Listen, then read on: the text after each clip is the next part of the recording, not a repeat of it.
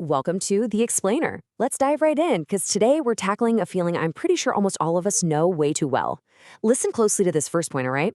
You do not lack motivation. You lack consistency. And honestly, that right there is exactly why you feel stuck. We spend so much time beating ourselves up, right? Thinking, oh, I just don't want it badly enough. But the source material we're looking at today completely flips that on its head. It argues that we're actually just architecting our habits the wrong way. Think about it. We've all been there. How many times have you started something with just absolutely full energy? You planned every little detail, you felt incredibly motivated, maybe you even worked super hard for a few solid days. And then, suddenly, you just stopped. You hit a wall. The energy literally vanished overnight. So why does that happen? Why do we always stop when we start out with such great intentions? Well, that brings us to that awful sinking feeling of being stuck. Getting totally overwhelmed by massive goals, failing to meet them, and ultimately just stopping right in your tracks.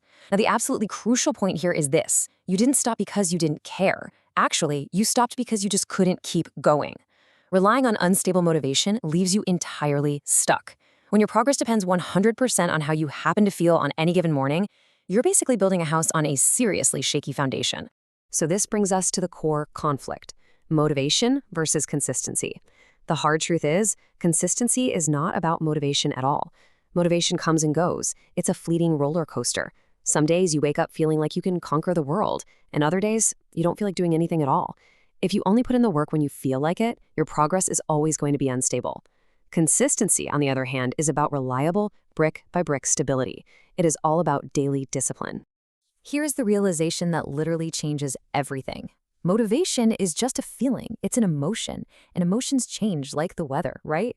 That is exactly why consistency must be greater than motivation. Real consistency requires absolute discipline. It means taking action regardless of whatever mood you happen to be in. Say you decide you're going to study every day. Day 1, you're laser focused. Day 3, well, you feel tired, you get distracted, and you skip it.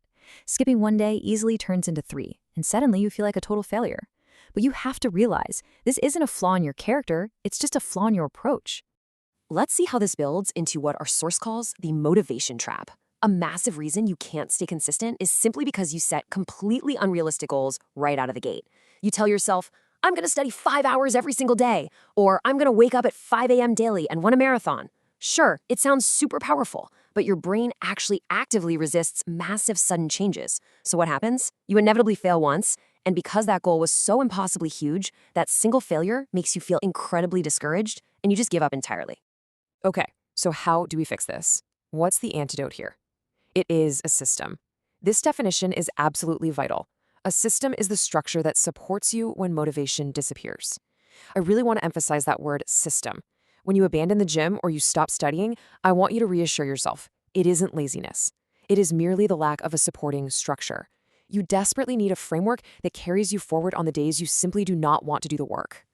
And that leads us straight to the solution. Here's a brilliant 5-step system designed to shift your mindset from fleeting feelings to a reliable daily engine. So, step 1, make it easy. Step 2, create a fixed routine. Step 3, allow for no 0 days. Step 4, remove friction. And finally, step 5, focus on identity. By putting these 5 steps into action, you stop relying on whether or not you feel inspired, and you start relying on a structured reality. Let's break each of these down real quick. Step 1 is to start small. The whole goal here is to make it incredibly easy to start. Do not aim for perfection, folks. Aim for repetition. Instead of saying, I'll study for 3 hours, which is insanely daunting and practically invites you to procrastinate, scale it way, way back. Just say, I'll study for exactly 10 minutes every day. I know, it might sound too small to even matter, but consistency is built strictly through small actions repeated daily. You are basically just building the habit of showing up.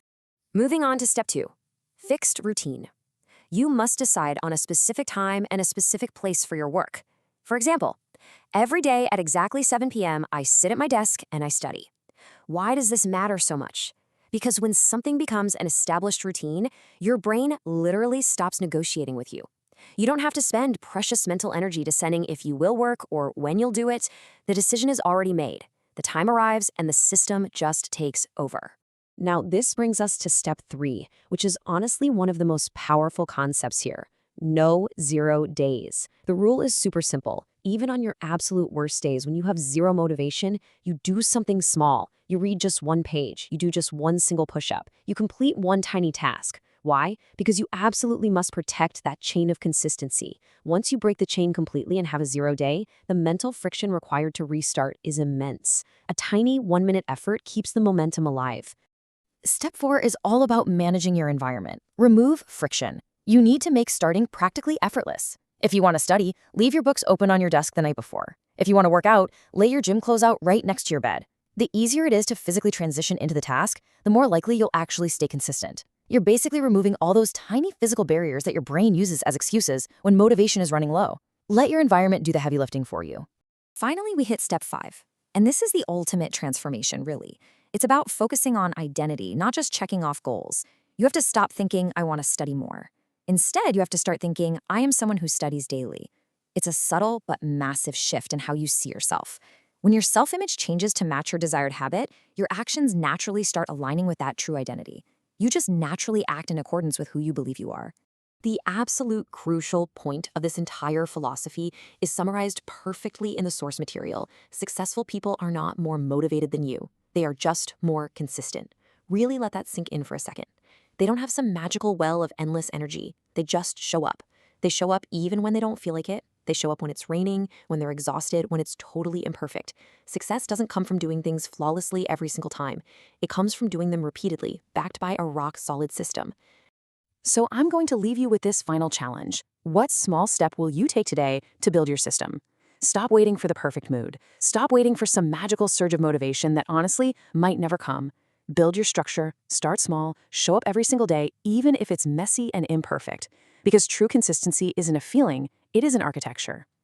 Thanks so much for joining me on The Explainer today, and I'll see you next time.